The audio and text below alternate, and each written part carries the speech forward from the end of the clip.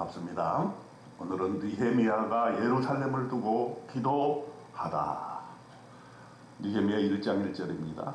하가랴의 아들 느헤미야의 말이라. 아닥사스다 왕 제20년 기슬르월에 내가 수상궁에 있는데. 여러분부터 느헤미야에 대해서 우리가 한번 살펴보려고 합니다. 느헤미야가 이제 포로 생활을 하던 사람이었는데 수상궁에 있었다. 그리고 때는 아닥사스다 왕 제20년 기슬르월이었다. 아닥사스 왕 제20년, 이것은 아마 BC 444년경이라고 보여집니다. 에스라 2차 기한이 BC 458년이니까 그 후에 한 14년 지난 다음에 3차 기한을 이끈 것이 바로 이 느헤미야인 것입니다. 오늘 서론을 보게 될 것 같으면은 느헤미야가 예루살렘의 형편을 듣습니다. 예루살렘에 다녀온 느헤미야 형제들 가운데 하나인 하나니가 예루살렘의 형편을 알려줍니다. 3절에 보니까 그들이 내게 이르되 사로잡힘을 면하고 남아있는 자들이 그 지방 거기에서 큰 환난을 당하고 능력을 받으며 예루살렘 성은 허물어지고 성문들은 불탔다 하는지라. 자기 고국이 완전히 멸망해서 이제 그쪽에 남아있는 자들이 아픔을 당하고 또 예루살렘 성은 허물어지고 성문들은 다 불탔다 하는 것이죠. 처절하게 이 나라가 망해져 있는 것을 보면서 느헤미야는 그 말을 듣자마자 앉아서 울고 수일 동안 슬퍼하며 하나님 앞에 금식하며 기도했던 것입니다. 오늘 1장의 내용은 금식 기도한 내용, 그가 어떻게 기도했는가, 느헤미야의 기도를 통해서 우리가 은혜 받고자 하는 것입니다. 그는 첫 번째로 언약을 지키는 하나님에 대해서 찬양을 합니다.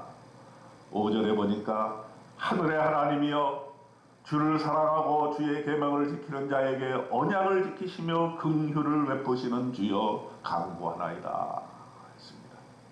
우리가 기도할 때에 너무 성급하게 먼저 나의 간구, 나의 필요, 이것을 빨리 얘기하는 것도 좋겠습니다만은 먼저 우리가 기도할 때 하나님께 영광을 돌리고 우리가 어떤 하나님께 기도하는가에 대한 것을 우리의 입술로 고백하는 것 참으로 중요하다고 생각합니다. 느헤미야는 오늘 금식하며 기도하면서 언약을 지키시며 긍휼을 베푸시는 주라고 했습니다. 여러분, 하나님께서 우리에게 긍휼을 베풀어 주시지 않는다면 우리가 어떻게 살아남을 수 있겠습니까? 우리 엄청난 죄과 중에서 하나님께서 죄에도 불구하고 우리를 살려주시고 긍휼을 베푸시기 때문에 오늘도 우리가 살아있는 것인 줄 우리는 압니다. 두 번째로 느헤미야는 무엇을 기도했습니까? 죄를 자복했습니다.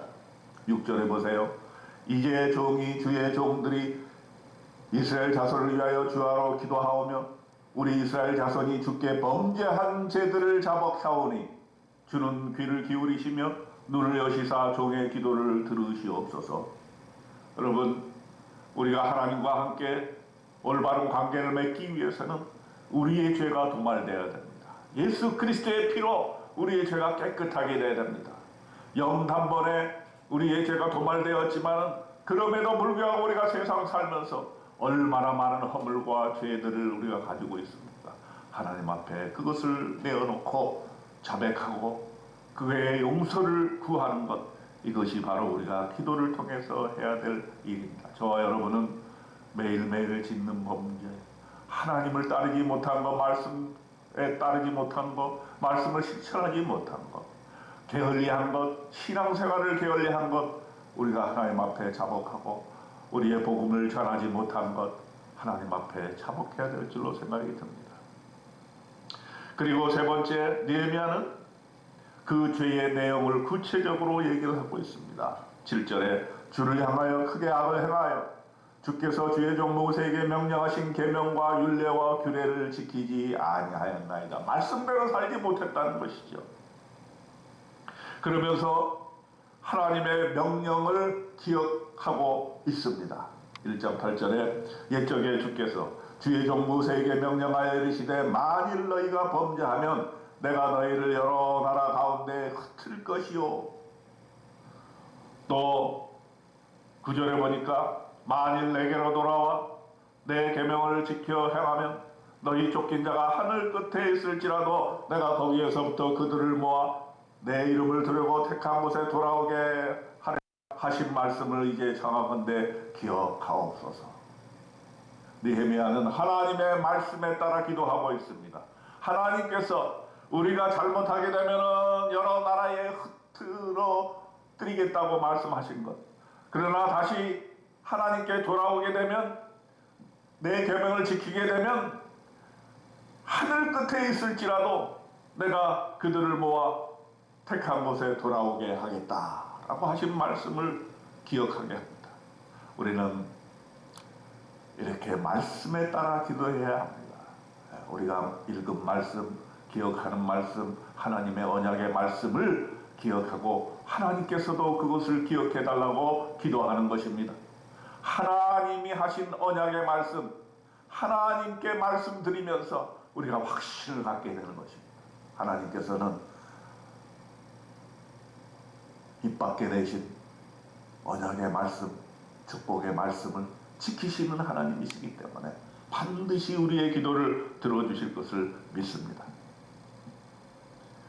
다섯 번째, 무엇보다도 주의 백성이라는 것을 확인시킵니다. 10절에 보니까 이들은 주께서 일찍이 큰 권능과 강한 손으로 구속하신 주의 종들이요 주의 백성이니이다. 하나님, 나는 주의 백성입니다. 하나님, 나는 주의 아들, 딸입니다. 하나님, 당신은 나의 아버지이십니다. 이것을 고백함으로써 동물들과 새들과 모든 만물을 살리시는 하나님께서 우리 아들, 딸들에게, 하나님의 아들, 딸로 인정된 우리들에게 귀한 것으로 우리를 아름다운 것으로, 가장 선한 것으로 주시지 않겠느냐라고 하는 것을 우리는 믿고 간구해야 되는 것입니다. 느헤미야는 결론적으로 이렇게 기도합니다. 11절에 보니까 주여 기도하오니 귀를 기울이사 종의 기도와 주의 이름을 경외하기를 기뻐하는 종들의 기도를 들으시고 오늘 종이 형통하여 이 사람 앞에서 은혜를 입게 하옵소서. 이렇게 마지막 기도를 마무리하고 있습니다.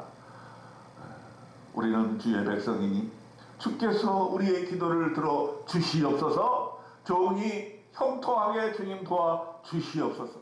이렇게 우리는 기도해야 될 줄로 생각이 드는데 느헤미야는 그것에 대한 응답이 바로 왔는데 그 응답은 뭐냐? 아닥사스다 왕, 세계를 지배하는 페르시아 왕의 술관원이 되었던 것입니다.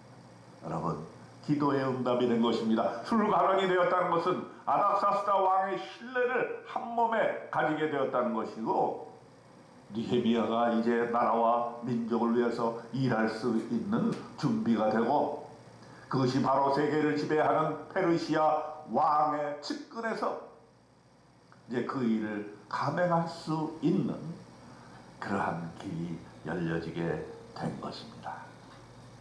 오늘 하나님께서 느헤미야 1장을 통해서 우리에게 희망의 메시지를 전해주십니다.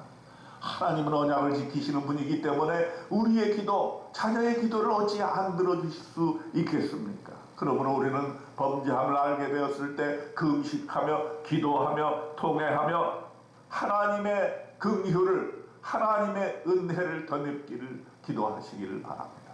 저와 여러분은 하나님께서 도와주시고 긍휼을 베풀어 주실 때만이 우리의 길이 형통하게 될 것을 믿습니다. 오늘도 그러한 형통의 축복을 누리시기를 주님의 이름으로 축원드립니다. 아멘.